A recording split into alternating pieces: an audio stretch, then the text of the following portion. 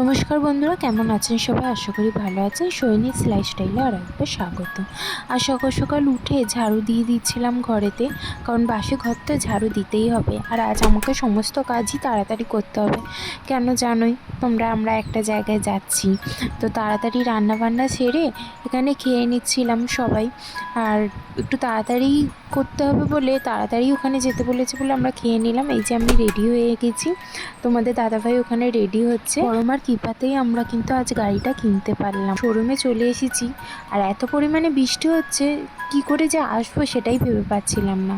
আর দেখো এখানে কি সুন্দর সুন্দর গাড়ি, যেন মনে হচ্ছে সবগুলোই নিয়ে নিই। কি সুন্দর, কোনটা ছেড়ে কোনটা নেবো আমরা ভেবেই পাচ্ছিলাম না। এক লাস্ট আমাদের গাড়িটা নেওয়া হয়ে গেছে, তোমাদের দাদাভাই এখানে সই করছিল। তারপর গাড়িটা নেওয়া হয়ে যাওয়ার পর আমাদের সামনে একটা খুব সুন্দর মন্দির আছে, ওখানে এসে একটু পুজো করিয়ে নিচ্ছিলাম।